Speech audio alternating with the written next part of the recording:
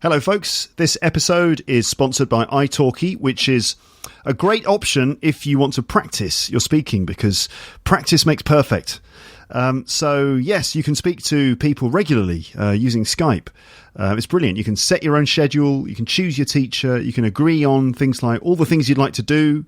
If there are specific things you'd like to talk about, you can kind of give those. Or if you've got specific needs, for example, if you want to practice for a job interview, or if you are trying to fix your CV, or, you know, any number of reasons, you can get all that kind of stuff sorted out on italki.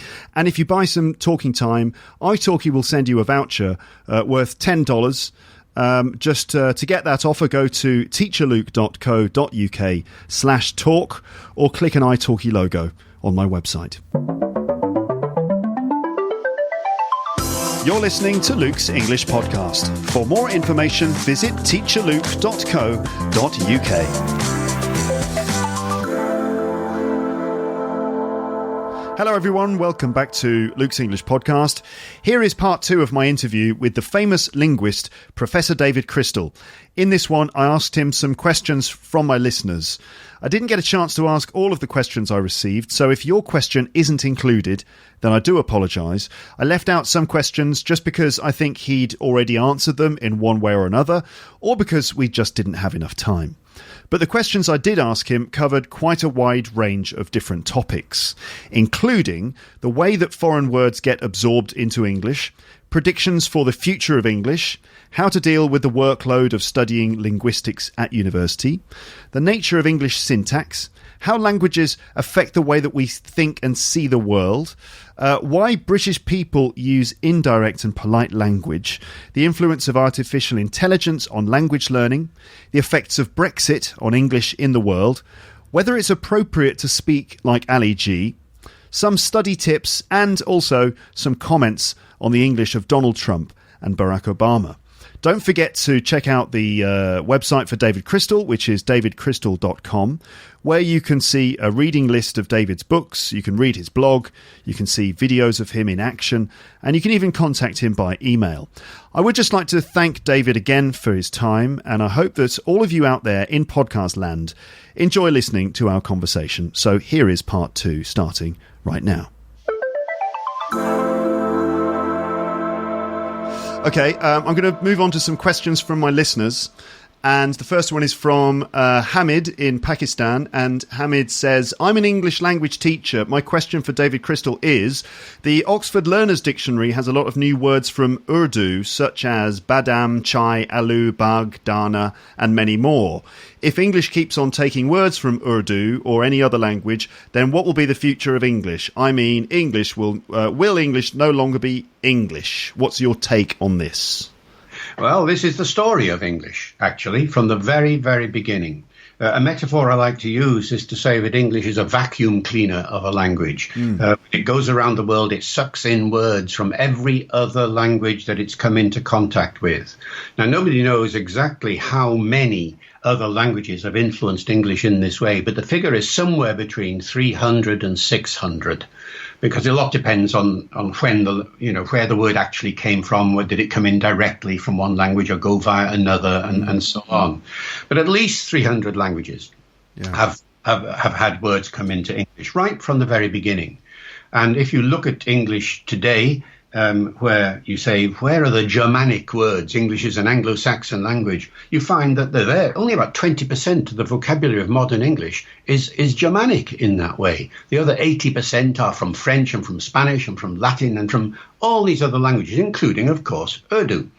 Now, we're not talking about any one language these days becoming a really dominant feature of the scene. I mean, certainly in the olden days, French and Latin were the two big influences on English, as everybody learning English knows. But these days, if we were to ask our questioner, how many Urdu words have come into English, all of them, I mean, you can find this out easily by going to the online Oxford English Dictionary. Mm-hmm. Well, what are we talking about, Luke? 100, a couple of hundred, 300? I don't know, but it's hundreds rather than tens of thousands. Yeah. And we are talking about a language which has over 1 million words in it. Nobody knows how many words English has got, but at least that. And so no new cluster of words coming into English are going to come in all at once. So we're not faced with a sudden tidal wave of new words. Yeah. They come in drip, drip, drip like this. I know what alu is. I order sagaloo and so on at my local Indian and things like this. I don't think of it as an alien word anymore. It's just a word for a particular kind of dish that's come from a particular part of the world. And I just assimilated that as I encountered the experience. And that's typically what happens. So the people, I think, tend to overestimate the influence of loan words into any language. And in a case like English, the fears are completely unfounded, it seems to. Okay, all right. Next question is from Jilmani. I'm not sure where Jilmani's from, actually, but Jilmani says, my question for David Crystal is, what's the future of the English language? Will it be the same, or will it be a little bit different, since we know that English has changed over the decades? So how is English going to change? That's a massive question, but I don't know if you can summarise it for us, but how do you expect it to change in the coming years? Absolutely an unanswerable question. The one thing you should never do with language is try to predict its future. You can look at the past and say to yourself, was that particular development in the past predictable? And the answer is no, it wasn't. Let's go back to the year 1000 AD. Would you have predicted in 100 years' time that suddenly everybody in your country would be beginning to speak French?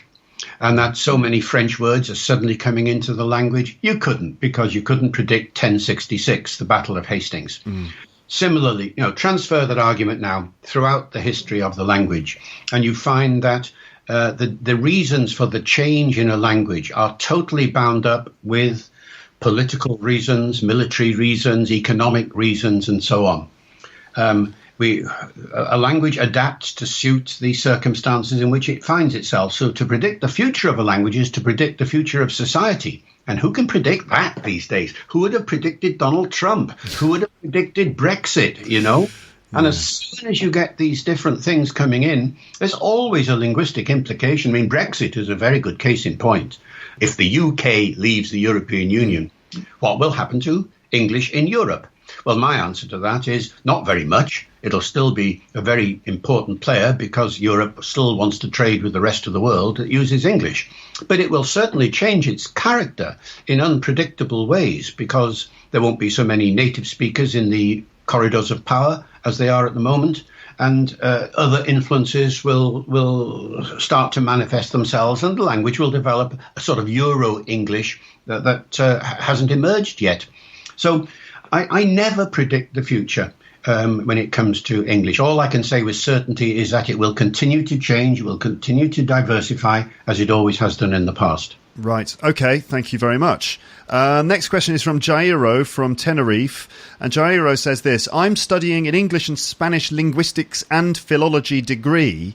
And even though I like it, it can be really hard at times. So what recommendations would you give me to make the burden of vast information more manageable in the time allotted? Oh, gosh, another very difficult question without knowing the detail of the situation. Yeah. And knowing exactly what's involved and how the syllabus is operating and how many hours and so on and so forth.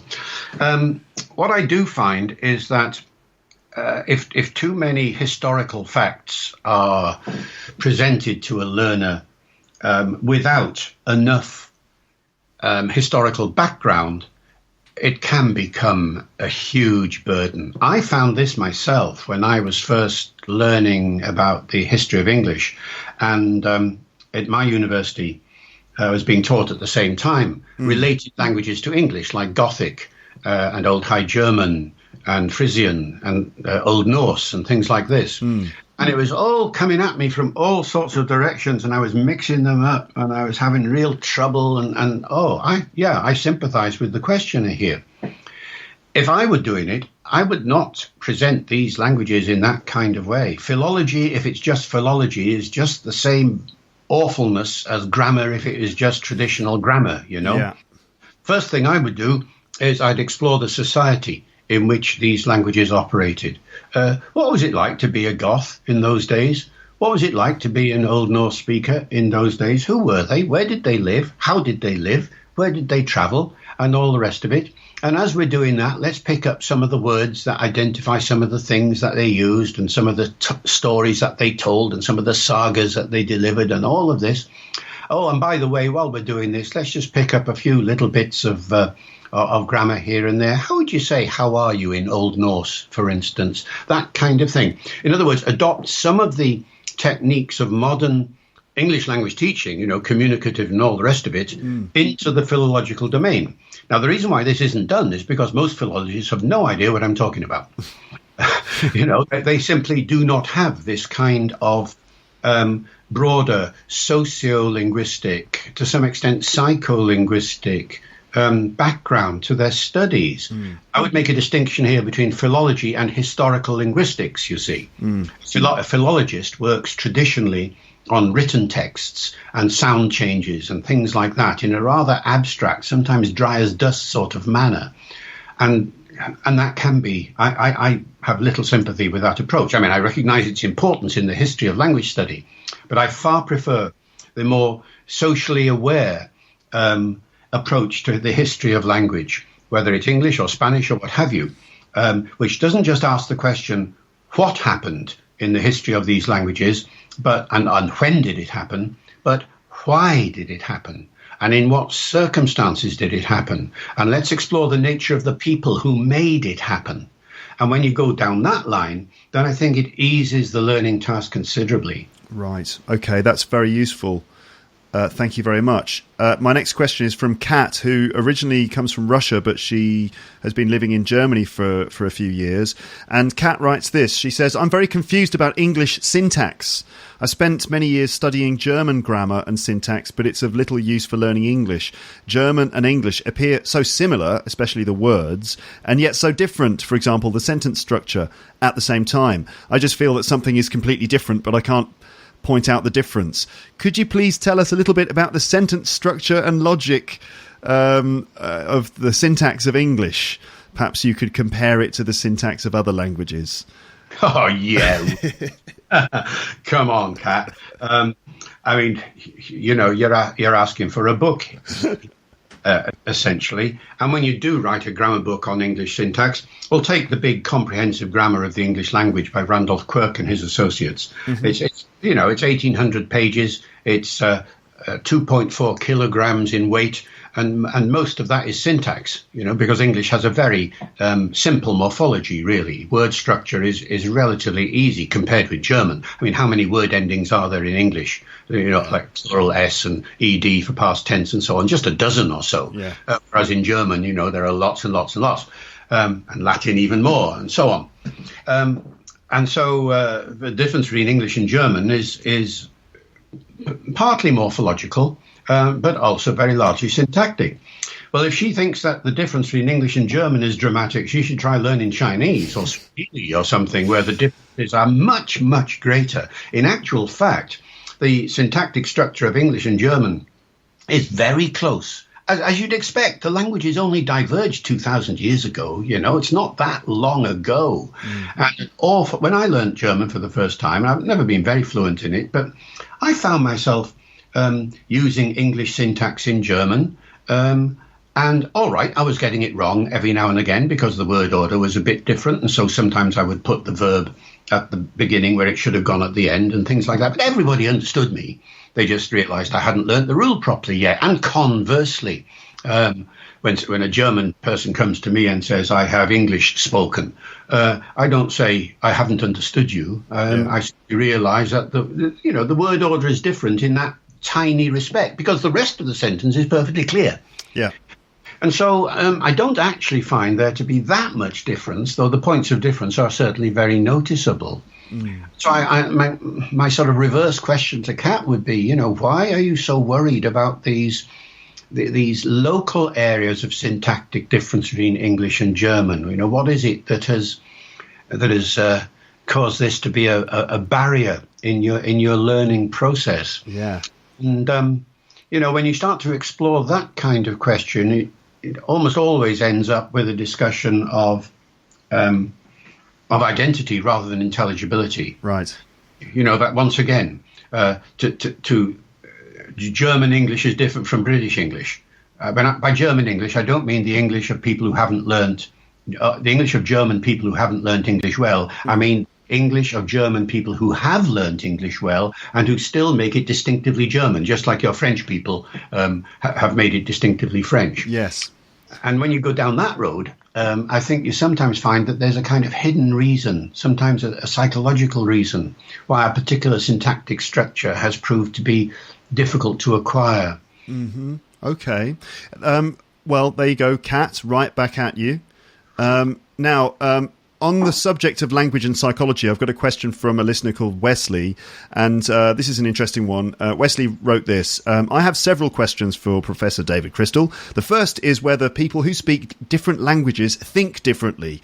I mean, if they understand and perceive the world in different ways. For example, I've heard that while in some places people perceive two colours and give each of them a name, somewhere else there might be others who perceive those two colours as only one because they only have one name for them. Another example I have in mind is how we position adjectives in a sentence in English compared to in Romance languages. In English, adjectives usually come before the noun they describe. Romance languages, on the other hand, tend to place adjectives after the noun. So in English, we first refer to the characteristics of something before we say what it is, and in Romance languages, we start with a noun and then describe it. Does that affect in any way the way that we think? Yes, is the short answer.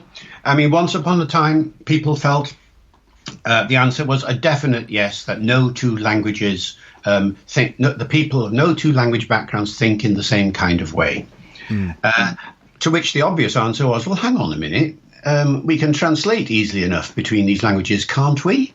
And certainly it is the case that if you translate from English into French and French into English, I can understand what a person is saying and they can understand me without this fundamentally altering my mindset about the way in which French people think or the way in which they think British people think. Mm-hmm. The fact that an adjective goes one way or the other doesn't seem to make much difference from that point of view. And so there was that view, and people would then say, no, there isn't really any difference. Translation proves that we actually all have the same mindset among the languages of the world.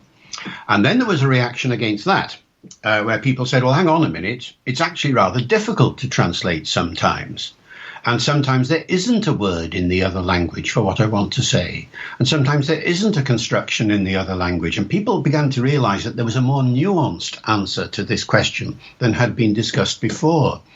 And so when you actually look at ask a translator, I used to do this with colleagues some years ago, what proportion of the words in a dictionary, if you were writing a French-English dictionary, what proportion of the words in it would you find difficult to translate because there, as it were, isn't a French word for it, or there isn't an English word for the concept or whatever? Well, the concepts vary in the way that your questioner has just asked.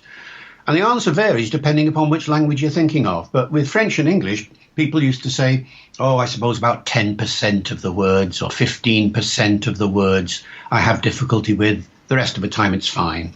Mm-hmm. But if you say, if it's English and Chinese, the figure is nearer 40 or 50% of the words are difficult to translate, because the languages, of course, and the mindsets and the cultures are so different from each other. So there isn't a single answer. But what we do find is when you do psycholinguistic experiments, it's not so much that I cannot see the colours that are in the language that represents them lexically as different. I can see that they are different colours. Having the different words certainly makes it easier for me to talk about these colours and to identify them and to locate them in the society where they are found. If I don't have words for it, I will find it more difficult to do that. But I can still see the colours. It's not, if I don't have the language to talk about it, unless I am colourblind or something, I will still be able to see the difference between that shade of green, that shade of blue. I mean, for instance, in Welsh, the one word is used for green and blue. So you talk about the sky being X and the sea being X, and X is the same word. Does that mean I can't tell the difference between, the sky and the sea, or the green of vegetation? And of course it doesn't. I can see that perfectly well.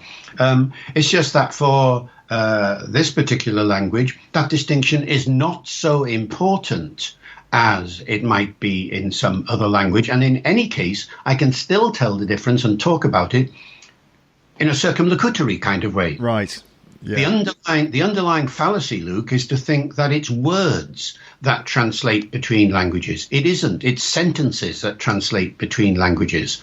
And it's the totality of a group of words that identify a particular concept that enters into my brain and makes me able to talk about what it is I'm looking at. So, for example, in some cultures, if they have 100 words for snow, in English we would just find another way of describing that different type of snow.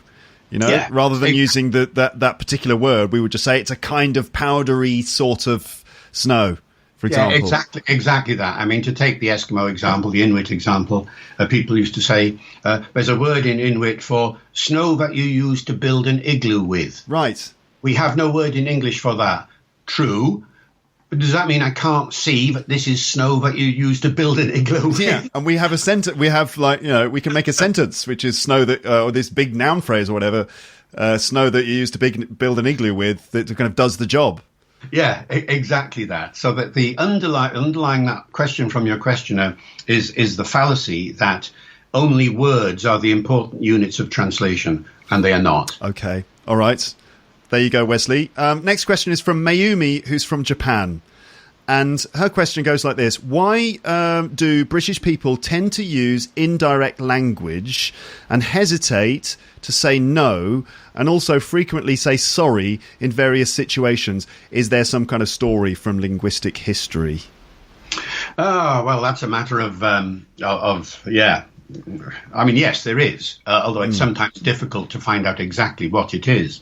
No, we're talking here about a more general, we're talking pragmatics now. This is the subject of pragmatics. Why do people speak in the way they do?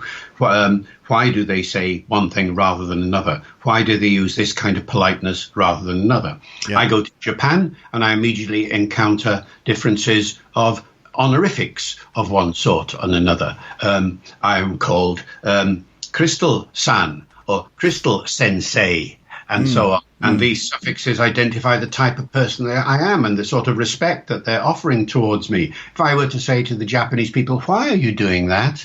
We don't do that in English. They will say, because we're Japanese. That's the way our society is. That's the way it's developed over the centuries. Exactly the same sort of thing happens when you examine politeness norms in other countries as well.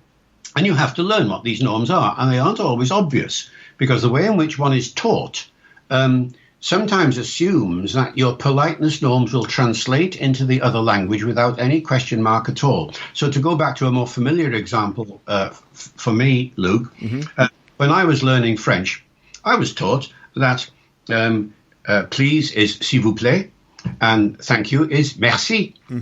Right? Yep. So every time I go to France and I want to say please, I will say s'il vous plaît, won't I? And if I want to say thank you, I will say merci, won't I? And I get some very strange looks because, of course, you don't always say s'il vous plaît in the cases where you and I in English would say please. Yeah.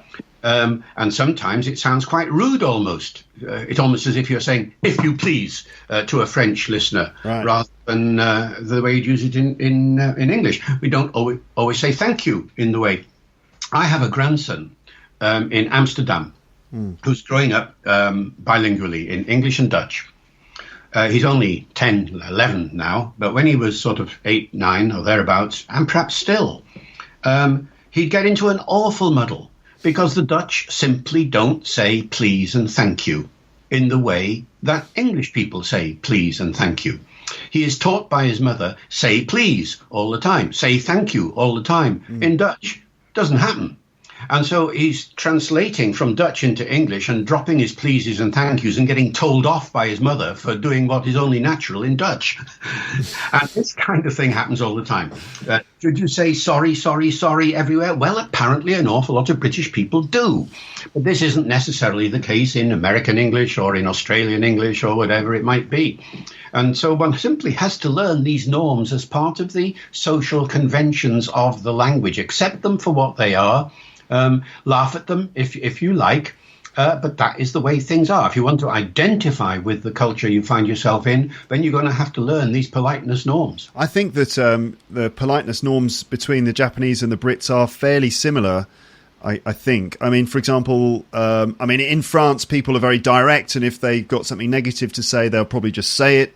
Whereas in the UK, we tend to go around the houses a bit more and say these slightly more ambiguous things. You know, like if you don't agree, you might say, well, I'm not quite sure I agree with that. Yes, this is British temperament, as they say. This is the British way of life. This is the way. This is the typical British person. It's satirised often, isn't it? Of course, it's parodied and things like that. But that doesn't make it any the less a reality for the people who use it. Or to take another example, you know, do you address somebody by their first name or not? Well, you know, it depends, doesn't it? It depends on your generation. It depends on your age, depends on your gender, your society, your occupation, your social role, and all sorts of things. Very different in America. So whereas in this country, it takes me ages sometimes to say to somebody, look, you know, call me David, will you? Yes, Professor. No, David, please. In America, you know, it's hey, Dave, how are you? You know, and they wouldn't have a dream of calling me Professor Crystal on a first meeting, I mean. Yes, you know? yes. And so there are these differences all over the place. You just have to accept them, learn about them, first of all, and accept them. And if you want to identify with them. So it's different. They're just different cultural conventions. And to understand why these differences happen, we'd need to explore all of the, I don't know, how you describe them, like the sociological factors, the psychological factors. And synchronically, not diachronically, by which I mean your question that says, is there a history behind them? Well, there may well be. But that history is probably unavailable. I mean, one doesn't know very often why or when some of these conventions developed. All you can do is a synchronic, that is, study, that is, look at the way these things are being used now and see if you can identify certain circumstances in which these usages turn up. And increasingly, this kind of information is available. You know, and once upon a time in dictionaries, you'd never get information of this kind, but some of the more modern dictionaries are now beginning to have little essays about usage, which help enormously in cueing you in as to when a particular construction or word or whatever should be used. Right. Mayumi does go on to say that, she gives her own theory, which is that in my Japanese culture, as far as I know, we also find similar tendencies because we've lived in this tiny island. And if people said whatever they wanted and behaved without caring about other people in this small area or even argued with each other, they could possibly end up being expelled from this small society or finding life difficult. And this can be one of the reasons why we have these tendencies as well. Maybe it's something to do with that, the geographical limitations.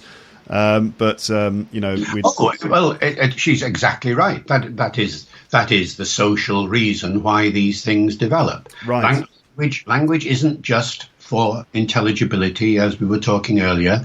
It is for identity. Now, what does identity mean? It means you're part of a group, you're part of a community, you're part of a social community, which can be anything. It can be a geographical area, it can be a social area like a university setting or a hospital setting, or it might be an occupational area. It could be anything. But when you go into that community area, you find that it will have its norms of behavior, not just language, of course, but how you should dress, when you should arrive, when you should leave, whether you should do this or that, whatever. With language, likewise, there will be these norms of behavior, and you have to learn them. As they used to say about slang, the chief use of slang is to show that you're one of the gang. And being one of the gang is absolutely crucial. And the way in which you show you're one of the gang is by using the sorts of conventions we're talking about now, more than anything else. Right. Okay. I've got just two more questions for you, if that's okay. Yeah. The next one is from Antonio, who is from Spain. And he wrote this. My question for David Crystal. Apple, Google, Microsoft and other companies are working on translators in real time based on artificial intelligence. So we can speak in Spanish with a French person and he will hear French while he speaks in French and we hear Spanish. Skype apparently has options for 8 languages. What do you think about the AI related to language learning, and will AI replace our need to learn other languages? Right. This is, again, another instance of the intelligibility versus identity argument. All these AI solutions address intelligibility. Identity is irrelevant as far as they're concerned. Now, when you look at these, Babel fish, as the Hitchhiker's Guide to the Galaxy used to call it, developments, yes, they are beginning to do the job reasonably well. In 100 years' time, it'll be pretty damn perfect, I should think. At the moment, none of these systems operate on much more than a very limited vocabulary range of sentences. If you type anything into Google Translate, it will give you the gist very, very well. I've often used it, but you can immediately see 100 errors of one kind and another that in 100 years' time will all be sorted out, I have no doubt.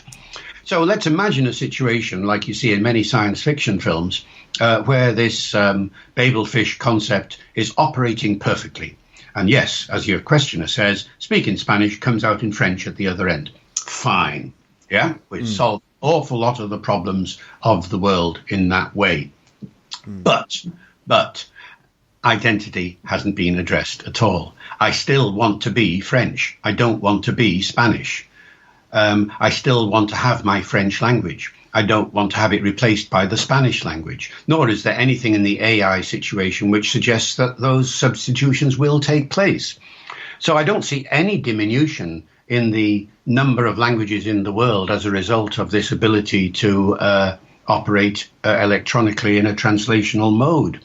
I see identity being just as important as it ever was. There may be some interactions of a kind that I can't predict, but on the whole, I don't think it's going to affect the language diversity situation in a very, very dramatic way at all. What it might mean, however, and this is important to note, is that AI might make the need for a global language redundant, a global lingua franca redundant. To go back to an earlier questioner, what is the future of the English language? Well, if AI is going to be as successful as it might well be, why bother learning an international language then one day? Because we don't need it anymore. Well, there are various answers to that as well. One is that if you put your trust in technology totally, it may let you down. It will depend on energy sources, for example. Are they going to be absolutely predictable in the future? Will we always have our batteries charged, as it were, when we meet somebody in the street in the middle of the Gobi Desert or wherever we might? The post-apocalyptic wasteland of wherever we are. Wherever we are. Secondly, will it be the case that the AI systems will be as perfect as a human translator?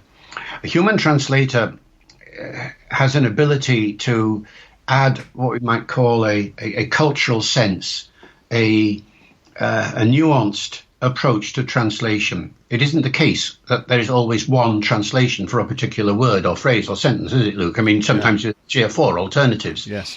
And a human translator often chooses between equally competing alternatives, knowing the situation as it is at the moment between the people who are talking to each other. In politics, for example, this is absolutely critical. Now, I'm not sure that an AI system is going to be able to replicate all those factors, or at least not in the foreseeable future. I mean, maybe in the long term, it may be possible to replicate the brain in such a sophisticated way that this issue will disappear. But in the long term, we might all be speaking Martian by then. Who knows what's going to happen, you know? Yes. So, but will AI replace our need to learn other languages? You know, I mean, it might not replace the diversity of languages, but will people still be learning other languages?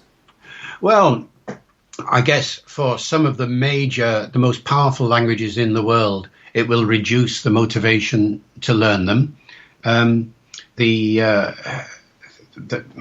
It's ignoring a very important factor in language learning, and that is that, I mean, why do you learn another language? It's not just to be understood. It's to become aware of the culture, of the history, of the literature, of all the wonderfulness of the other language, that sense of personal satisfaction that you get from being able to speak in another language and know that you are being able to read Voltaire or Molière or wherever in French and not rely on a translation. The satisfaction that comes from that is surely not going to be replaceable by whatever a machine is going to enable you to do. So when you look at the reasons for language learning that go beyond straight intelligibility, I think there are lots of reasons why one will carry on wanting to learn other languages for different reasons than that there are today, perhaps. And then the other factor is this.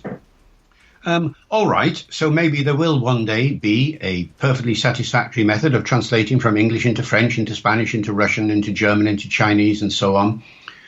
But English into Shona in Zimbabwe, or one of the other 5,000 or 6,000 languages in the world which are not powerful languages, but are used by small numbers in these different parts of the world, yet in those parts of the world they are very important local languages indeed. Well, one day, of course, there'll be no limit to the power of AI, I suppose. But for the, really, not just short term, but in the medium to long term, I just simply cannot see that it would be economically viable to develop that kind of technological solution for languages where the only way in which one is going to foster a sense of interaction is going to be through the traditional methods. Mm-hmm. Okay. All right. There you are, Antonio. There's the answer to your question. Well, an answer, Luke. An answer. Sure there'll be lots of other answers too. Yes, I'm sure. Yes, absolutely. So our next question is from a listener called Jack, and we don't know where he comes from. He's slightly mysterious. And I should let you know that I don't know why, right? But Jack always writes comments on my website in a certain dialect. Okay, he always writes in this Ali G dialect. Oh yeah. Which I actually think is quite interesting. I think it's probably evidence of how good he is at English, because he can clearly write in a normal style. I've seen him do it, but he chooses to adopt this specific form of English. And I think that if he can do that, then it probably shows, a great ability to shift between different registers and dialects. If he can break the rules, as it were, yeah. I presume it means he knows that the rules are there in the first place and so on. But for some reason, he chooses to write comments in this kind of lingo. So are you ready? I'm going to read it out in an Ali G style, if that's okay with you. Yeah. Okay.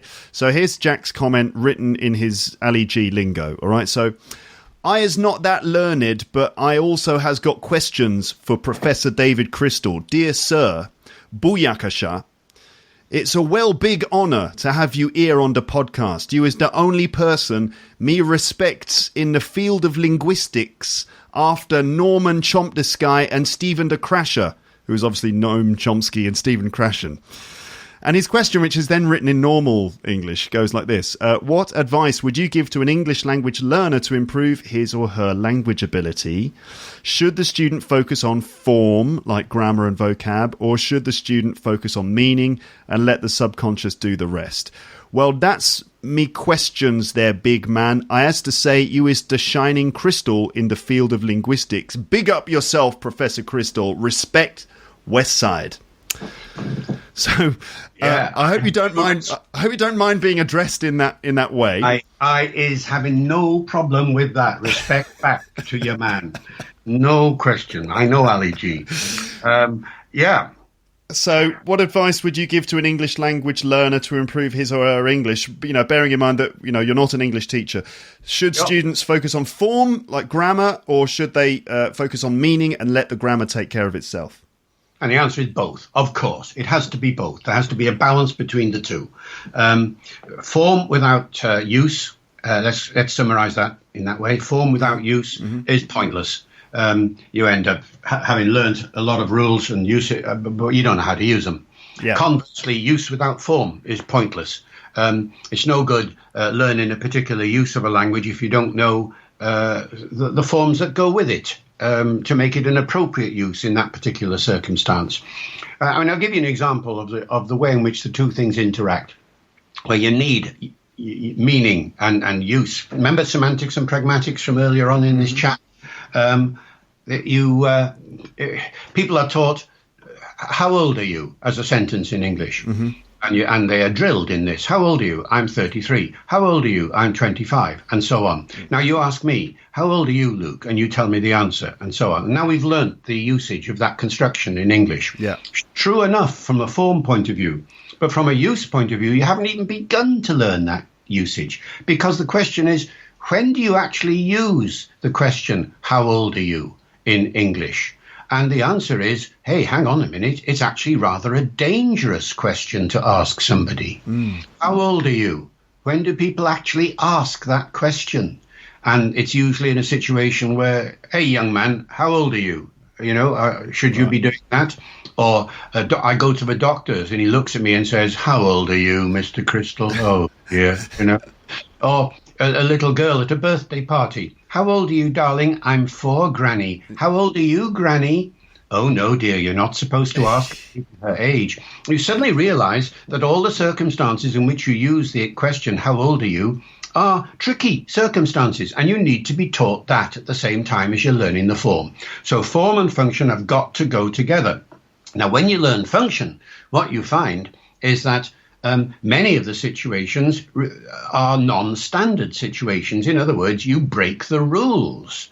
And some of the most desirable circumstances in which you want to use language, I speak now to somebody who's perhaps a young person, keen on the internet or keen on rap and hip hop and all of that sort of thing. Some of those very desirable situations break the rules all the time. That's their purpose. That's what they're there for. We all break the rules some of the time. I've learnt the standard English, I am not, like you have, Luke. But sometimes I might say to you, well, if it ain't broke, don't fix it. Right. If it ain't broke, and I deliberately use non-standard English to make a kind of jocular point. Now, the Ali G example is another instance, but writ large, this is now a lovely example, and all respect to your man for being able to switch between these two registers in that kind of way. Now, the question of whether it's appropriate to do so in one circumstance rather than another is open. In your podcast, evidently, you don't mind this sort of thing. You welcome it, perhaps. You like it. Yes. And imagine another internet situation where if he sent in a message in an Ali G kind of way, it would simply not get published. Absolutely. Because the web owner would simply diss that kind of variety and say it is not appropriate for my website. So you have to be rather careful. You have to sort of think out in advance. You have to be sure of yourself, in other words. You have to be confident in choosing the varieties that you think will work. And this is one of the real criteria for genuine fluency in a language, that you have a confident sense of being able to choose which variety works in which situation before you actually exploit it. Right. Okay. Those are comments about, Jack's choice of speaking like Ali G or not.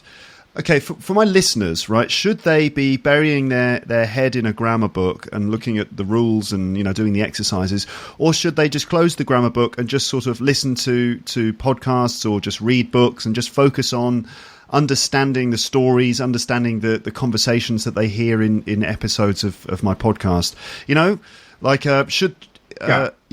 I think you understand. Yeah, the answer is both, but in a structured sort of way. Right, okay. In the early days of communicative teaching, the structured side was lost sight of. I mean, there was a sensible idea here, which was that we don't just want form, we want real use. So here we are in this lesson. You're going to, in the first half of the lesson, do some structured formal work. And then here's a real situation that we've recorded for you from this pub or from this street or from this film or whatever it might be. Now just listen to it. You won't understand all of it, but you'll nonetheless get a sense of how the language is really used. Well, there was a certain usefulness in that, but an awful lot of learners felt that the gap between where they were up to on the formal side and being dropped into the deep end of this conversation on the other side was too great. So I think it makes more sense. The need to do both is essential. I would never if I were a teacher, I would never want to have a class where the only thing I did in that class was a bit of structure work of formal kind, of one kind or another. Yeah. I would always want to expose them in a listening comprehension kind of way to something that illustrated the structure I've been talking about, but heard it available or seen it because it's in books as in literature, as well as in speech, in the real world. But I would also want, just as I have graded the formal side of my teaching, I would also want to grade the functional side as well, because some real life situations are a jolly sight easier to listen to or to read than others. And it's that side of the teaching business that hasn't developed as well as the formal side. Lots of textbooks, as you well know, where the graded structures are there from beginning to end. But how many textbooks do you know where the functional side is graded from beginning to end? Right. And that's where the weakness is, it seems to me. But the principle is try and balance the two. Okay, fantastic. I just have one more question for you, and that's going back to the conversation I had with my friends on the podcast recently. Remember, we were talking about things like how people get upset by what they call failing standards in English and things like that. And one of the questions that kept coming up in our conversation was, are we better or worse at communicating than we used to be? I know it might seem like a bit of an odd question out of context, but I'm going to ask you, what do you think? Are we better at communicating than we used to be, or are we worse? And is it even possible to measure? I think it is possible to measure. I don't think it's possible to give a simple answer. Yeah, you can yes or no answer, because the circumstances vary so much. It depends on the situation in which you find yourself. I wrote a book last year on precisely this thing. It's called The Gift of the Gab, right. How eloquence works. And I explored the nature of eloquence and what it means to be eloquent, and how it has developed over the centuries and so on and so forth. And what you see is that eloquent standards do vary enormously from generation to generation, and indeed from circumstance to circumstance, and sometimes even from individual to individual. If you want an example of that last kind, think President Obama and think President Trump. Two totally different kinds of eloquence. The latter being so uneloquent, according to traditional standards, that people sometimes think he is incoherent. And there may be some truth in that. That's a political issue we could go into now. But the point is that is one worse than the other? Well, it depends in all sorts of circumstances, all sorts of factors that come to your mind now at this particular point. There is certainly a general view. It's largely mythical, but it's certainly out there, that young people today are not as eloquent as they used to be. This is another example of the old argument. I can trace that back 200 years. People say young people of today aren't as eloquent as they used to be. And if you say, what exactly do you mean? They will say, well, listen to the way in which young people today keep saying like all the time, for instance. So I was like, wow, and she did like this, and I went like that. That shows they are not being eloquent.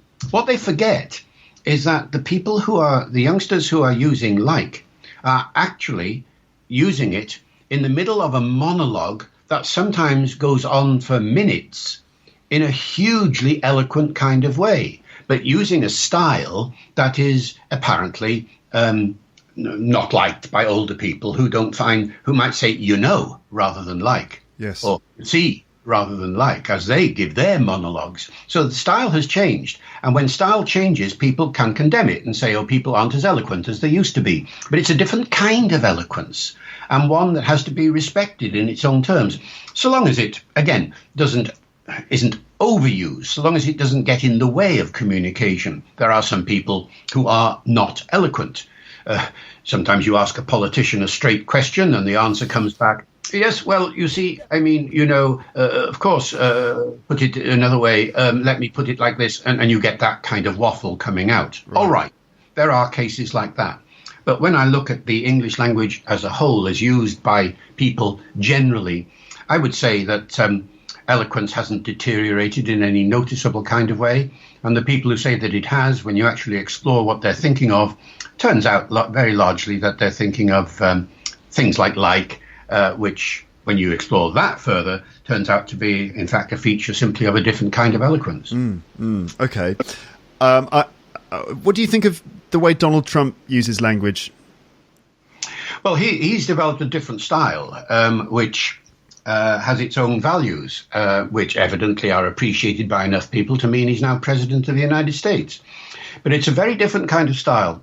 What he's done is he avoids the rhetorical style of somebody like Obama, who would produce very balanced sentences with complex structures inside and a very rhythmical, almost metrical at times approach to speech. And he has introduced into his speech what you might call everyday conversational strategies. Right. He will say things like, look, believe me, folks. Believe me, folks. Can you imagine Obama saying that? Yeah. That kind of everyday use of language, very conversational strategies he puts in. He doesn't use carefully crafted sentences. He will change direction in the middle of a sentence, again, in a very conversational kind of way. Now, looking at it from a semantic point of view, sometimes it's extremely difficult to understand exactly what he's saying. And this is the main criticism of him as speaking in an incoherent kind of way. But when you are a senior politician and you start speaking like the man in the street or the woman in the street, and people sort of say, hey, he's like me, he's like us, I'm going to vote for him. Well, that's evidently what happened. Right. Now, in terms of traditional standards of eloquence, he has broken all the rules in the book. And I have actually sensed in some of his recent speeches a slight move in the direction of a rather more formal style. But certainly during his campaign, the contrast between him and, say, Hillary Clinton was quite dramatic in terms of the formality and colloquialism balance that the speakers introduced into their utterances. It's all absolutely fascinating, and I could continue asking you questions for ages and ages, but I think that I must let you go because I'm sure you've got plenty of things going on today. Thank you so much for talking to me and talking to all my listeners today on my podcast. It's been an absolute pleasure, and have a lovely evening. Well, thank you, Luke, and thanks too to people who have sent in the questions, fascinating questions as always. Good luck with the podcasts. They've been successful so far. Hope they continue to be so. All power to you. Thank you very much. I look forward to reading your latest publications when they come out. What's the next one? The next one is one that's just out. It's called The Story of Be, which is a book entirely about the verb to be in the English language. Mm-hmm. The one that's coming out in September or October is called, what's it called? It's called We Are Not Amused. And the subtitle is Victorian Views on Pronunciation as Told in the Pages of Punch. So it's a description of the attitudes towards pronunciation that were around in Victorian times, which are still relevant today. Very interesting. Okay, I look forward to reading it. David Crystal, again, thank you so much, and have a nice evening. Thank you. So there you go. I hope you enjoyed that. I really enjoyed that. It was amazing to talk to David Crystal on this podcast, and I had loads of other questions that I could have asked him. I think there was so much interesting content in what he said in this conversation, and there's so much to take from it. These two episodes, I think, are really worth listening to several times so that you can really get a grip on what he said and really absorb it all. If you sent in a question that I didn't ask, then I'm very sorry about that. What I should do is a follow-up episode to this pair of episodes that I've just done. I should do a follow-up episode in which I consolidate a lot of what David Crystal said and also highlight various things that you can apply to your whole approach and attitude towards learning English. So watch out for that. I hope to get that done, although I'm known for making these little promises. I think I'll do that. I'll do this episode. I'll do that. And then I'm kind of end up being sidetracked by other things. But anyway, check out David's work at davidcrystal.com. And he's got books about grammar, spelling, punctuation, accents, Shakespeare, pretty much any aspect of English. He's got it, and he always writes in a very clear and entertaining style. I'm not selling his work or anything. I just think it's genuinely good stuff that I would like to share with you. And this is why I'm so happy to have spoken to David Crystal on the podcast, because he's brilliant, and you should definitely read his work. Okay? Right then, so there you go. How do you feel after that injection of sort of linguistics into the podcast there? I wonder how you feel after that. So I look forward to reading your comments in the comments section if you've got them. Don't forget to join the mailing list. On every page of the website in the top right-hand corner, you'll find a little space where you can just put your name and email address. And then every time I upload some new stuff, it will drop into your inbox in a convenient and yet discreet way. And it's not just episodes of the podcast. There are other things as well that pop up. For example, if I'm invited to take part in someone else's podcast, then I'll publish a link to that so you can find that. It won't come through in my RSS feed. You won't hear that, but if you're in the email list, then you'll get little extra bits and pieces from time to time. So there you go. What's up with you? How are you doing out there in podcast land? I hope you're doing well. At the moment here, it's absolutely boiling hot. And it's very humid. And it's like this all over Europe, as far as I know, including in England, where I'm certain that today people have been kind of going to work and sort of, walking into the office. And I'm sure everyone in England has been saying, oh, it's very close, isn't it, today? It's so muggy. It's so muggy today. I don't like it when it's like this. I like it when it's hot and dry, but not when it's so muggy and close like this. So the words muggy and close, I'm sure, will be rippling across the United Kingdom, certainly England at the moment, because those are the ways that you talk about humid weather in England. And we do get quite a lot of humid weather in the summer. We seem to be having something of a heat wave at the moment, which is bringing with it this kind of humid weather. And it's very hot. And when you're in the sun, it's extremely hot. But there's also a bit of cloud cover and there's sort of moisture in the air, this humidity. And that makes it feel like the air is kind of very close to you. You feel a bit suffocated by it. And you get the impression that, even your clothes are sticking to your skin a little bit, and that's really what muggy means. It means kind of slightly suffocatingly humid, muggy and close as well, and sticky is another word. It sounds a bit disgusting, isn't it, when you say sticky? But anyway, muggy and close, that's what people will be saying. Oh, it's so muggy today, isn't it? So there you go. I wonder if it's muggy or close or humid wherever you are. Maybe you've got sort of beautiful, dry weather with clear blue skies. That's my favourite weather, I think. As long as the sky is clear and it's blue and it's quite dry, I don't mind. But I don't like it to be too hot, of course, because being English, can't take it. We spend most of the year going, oh, I wish it was hotter and more sunny. And then when it does actually heat up, everyone's like, oh, God, it's so close, isn't it, today? So anyway, let us know how the weather is wherever you are. And I've got people all over the world listening to this, so I'm sure that there's all types of weather being experienced right now as you listen to this. So let us know in the comments section. Thank you so much for listening again. And there'll be more episodes coming your way fairly soon. But for now, it's time to say goodbye. Bye. Thanks for listening to Luke's English Podcast. For more information, visit teacherluke.co.uk.